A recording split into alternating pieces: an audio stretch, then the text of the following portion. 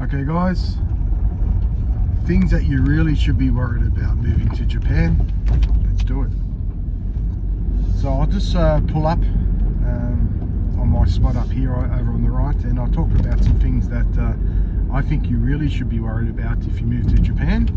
And this never gets talked about, but it needs to be talked about. So just pulling up now, just before I start this little bit of a talk, I'd like to introduce you to a friend of mine. I recently did a podcast for about an hour and 20 minutes or so, and if you'd like to listen in, here's some information right now. So here's my friend, and his podcast is called Hills Bloke and an Ordinary Life, and we just finished a podcast. It's a bit over an hour, and just click on this one and you can listen in. So subscribe over to Hills Bloke and download the podcast here. Steve, Rural Japan. He's even put an impression of a Gigi on the thumbnail. Pretty cool. So we had a talk for over an hour, and talking a bit about Australia and a bit about Japan. And if you're interested, go over and check it out. I'll try and keep this video not too long, but there is quite a bit to talk about, and it's absolutely something that you should be aware of. And as a foreigner here in Japan, you're going to be in the minority, and the problem with this is you have a super minority. So you have minorities within your minority that are going to speak up for the majority. So you're going to have people who are who are basically lunatics, and they're going to speak about issues and represent where you're from and possibly your thoughts on things. And they're going to give the Japanese the impression that that's what all foreigners think. And anywhere in the world you go, there's always going to be a vocal minority of the minority, and they never ever represent the majority. So this is going to be an ongoing problem all the time. So these people tend to be uneducated, they tend to be vocal, they tend to be ignorant, arrogant, a lot of these things, and they'll take up places in the media, they'll take up places in the social media, in the podcasting, everything like this, and they'll talk about issues that are non-issues, their little pet peeves that are going to make it sound like all foreigners are like this. And generally, the people with the biggest mouths have the least to say. So what I've noticed in the 5 years that I've been here in Japan is there's a very big vocal minority of us minority foreigners here in Japan, and they tend to be very left-leaning. It doesn't matter if you're left-leaning, everybody's left-leaning in a way, and but they tend to be on the really, really radical side of the spectrum, and they tend to be the most vociferous about stuff, and they're the ones who are the most lunatics about things. And this can give the Japanese very wrong impressions about foreigners if these are the people they're seeing all the time out there in social media or on TV or whatever. It's going to come over to you. So it's like if you look back when you were a kid, there was always some sort of minority, and the people that you'd see from that country would not represent the majority. So this is what is going to happen to you in Japan, and you're going to get a little bit angry with these people. So a classic example is a lot of these left-leaning people, they get up on podcasts, they get up on TV, and they sort of talk about their pet issues, and they tend to be very bossy about things and very one-sided, and they're not very educated on even the topics that they've got a passion about. And what generally happens is people will write them off, and they'll write you off as well if they think that you're the same way. And this is only going to get worse. So as these people gain in popularity, there's going to be more people that want to do it, and they're going to follow the same model. So these people are just basically grifters as well at heart, and some of them actually believe wholeheartedly in what they talk about. But I've had a little bit of an issue with a couple, and there's a big divide happening in the West. People are very divided, and I'll just give you a little anecdotal story that happened to me.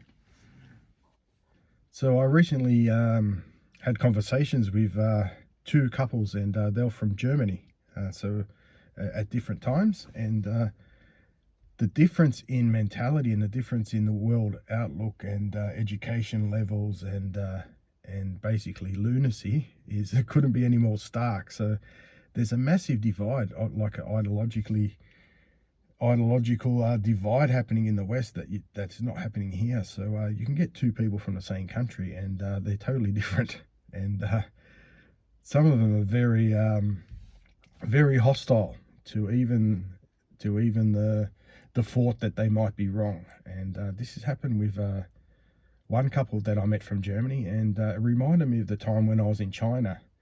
And I met Chinese, and this was early 90s, so that was after the incident in 1989. And they were living in their own world. They had no idea what's happening around the world and what other people think. And they've come from a country in Central Europe, Germany, and they just have absolutely no idea about things. And they've got a computer in their pocket called an iPhone, and all their thoughts is very easily looked up on the iPhone, but they just refuse to even check any facts that they believe. And speaking with another couple from Germany, they filled me in on what it's actually like over there at the moment. It's getting pretty scary with the divide in society, and I've noticed that people take their ideologies with them. So people come to Japan, and they claim that they love everything about Japan, but when they get here, they just want to spout off their own ideologies and put their face all over the media or YouTube or podcasting or whatever, and want to create the same divide here where it doesn't exist. So one thing you're going to find too, you live out in the countryside here, is you don't have as many interactions obviously with foreigners, and you're not always abreast of everything overseas as well. And when I was talking to the first couple, my first thought is I went back to China, and just sort of talking with people, and it was like a deja vu flashback from that time. Like, how can these people not know these sort of things? But at least they had an excuse. You know, they didn't have access to information, an iPhone in their pocket, but it's like they're choosing to be this ignorant. I just couldn't believe it. I thought I was speaking to some white North Koreans. But anyway, it's nice to know that there is a bit of sanity out there. I was speaking with the other German couple, and we're having a bit of a laugh. But they're really upset about the way their country's going, sort of this fracture in society, and they're looking to move to Japan as well. So you've got two lots of people with that are moving to Japan at the same time, and it's quite obvious that the first people are going to be the most vociferous. So that's getting back to what I was saying before. The second person is, you know, quote unquote normal. They're not going to have a voice. They're not going to be active, you know, out in TV land and whatever. But the first lot definitely are, because they're radical. And this is what you find. These pet issues are getting pushed everywhere in Japan, and you only have to browse the Japanese YouTube to find out, you know, what sort of things they like to talk about, which are all non-issues. But they're trying to make them out to be issues, and the more that it happens, the more it's going to come onto you. If that's all people are going to be watching, they're going to look at you the same way. That's just how it is. So when I first started my channel up, I had foreigners that were also starting up their channels and whatever, and sometimes they would email you. And I'm not going to name names or anything, but there's YouTubers out there. There's foreign YouTubers in Japan out there that think the world's flat. Okay, so this is the sort of lunacy I'm talking about. And I'm not talking someone with, you know, like 10 subscribers or something. I'm someone who's got, you know, thousands, you know, who honestly believes the world's flat. And they're not going to talk about it on their channel, but they do talk about other lunaticy things. But obviously, I don't really have anything to do with these people, but they're around and they're in enough numbers that like to get in these spaces that are going to cause people problems, and it's only going to get worse, as I said before. And these are the things that are going to really affect your relationships and your life, and how people perceive you in Japan and as a foreigner and things like this. They're the ones that are going to have the most influence. And worrying about small things, whether you should take your shoes off before entering a house, is not really these things that you really should be concerned about. What you should be concerned about is these sort of things, because these are things that are going to affect people's perception of you, and obviously it's going to be wrong, isn't it? So that's not a good thing. But all these little issues, cultural little things, they can all be learnt, but how are you going to stop this lunacy? It's impossible, and it's only gaining momentum. And what really struck me, because there's not a lot of confrontation in Japan, you never see it, and you definitely never see physical fights. Possibly downtown Tokyo you might see a few, but generally speaking you won't see much hostility in Japan. And just the sheer sort of venom and hostility that I saw in this lady's eyes, pupils dilating and like sheer madness, honestly. I just couldn't believe it. And as I said, it's doubly shocking because you never see it in Japan, but to see it from a foreigner, it's really shocking. And I know it's not sort of a good thing to talk negative things, but I mean, these things have to be said. You're going to come across these people from both sides, obviously. You've got the radicals on both sides, and you're just going to not know how to deal with them. So I sort of just nod my head, maybe say a couple of things, and that's it. But that's not going to stop the onslaught. They're attracted to this place, and they're going to keep coming, and they're going to be more vociferous, and this is going to affect your life, whether you believe it or not. It doesn't matter. The more people that see it, the more people are going to be influenced by it.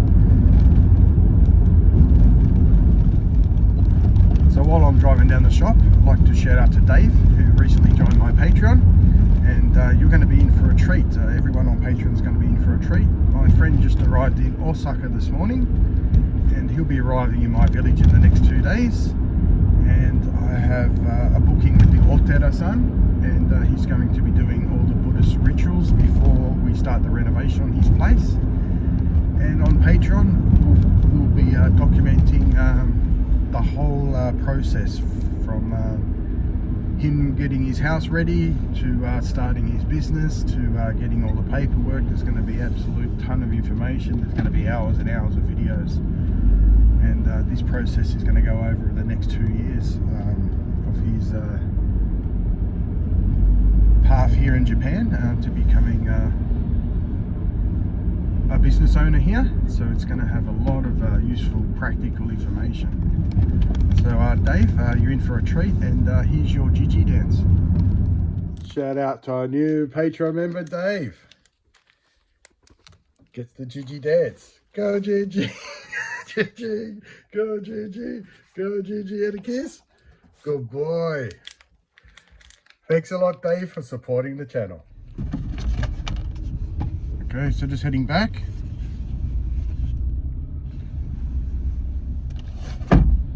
So what I find a little intriguing is sort of how this divide comes about, and it probably comes about everyone knows what I think of anime, but if you watch the old cartoons, especially when I grew up, there were the good guys and the bad guys. You know, they had the cops and the robbers, and there was never any nuance. So if there was cops and robbers, the robbers were always bad and the cops were always good. There was never any maybe they're both good, or maybe they're both bad, or maybe the robbers were stealing because they were hungry, or absolutely no nuance at all, or the cops were corrupt. It was just black and white. So it just made it easier for a kid to understand, doesn't it? But you've got adults like this now. It's just one way or the other. There's no nuance at all, and I think it's they get a bit overwhelmed with life and what's happening, and how much information there is out there now, and their minds just can't sort of grasp the nuances. So they sort of view the world as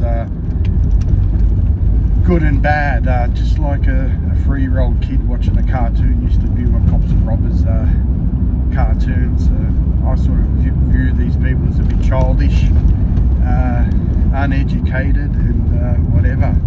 So it doesn't matter what side of whatever argument you're on, there's always some nuance there, but there's just no room.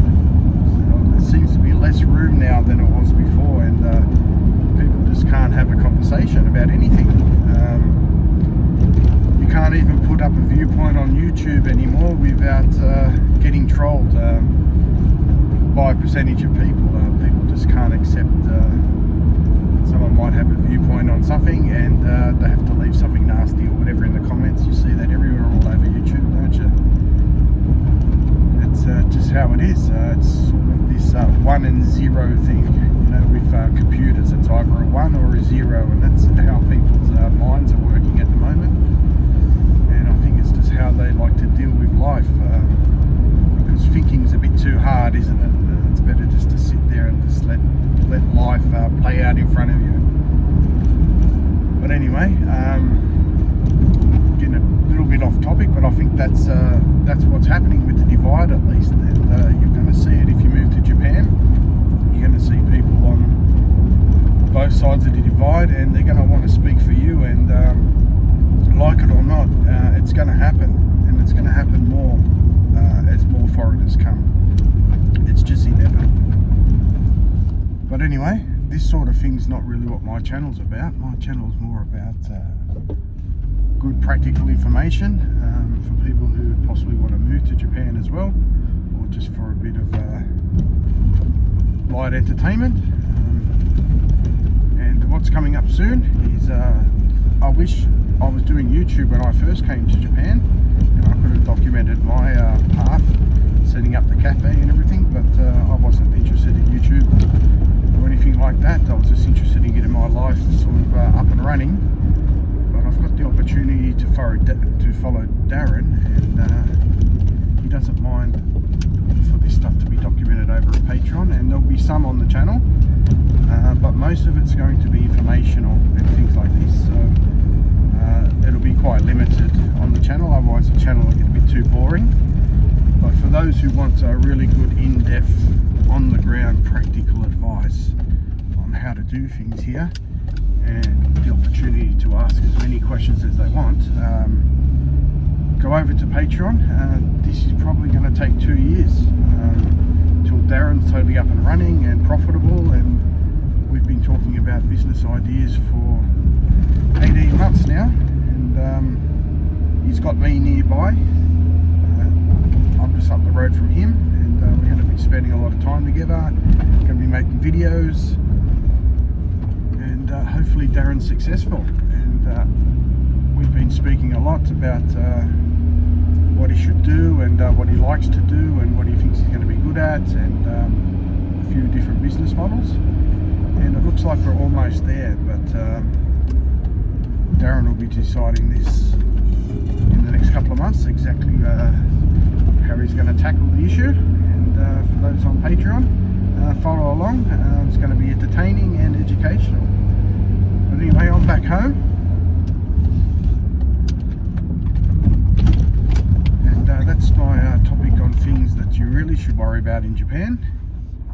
And as always, hope you like the video.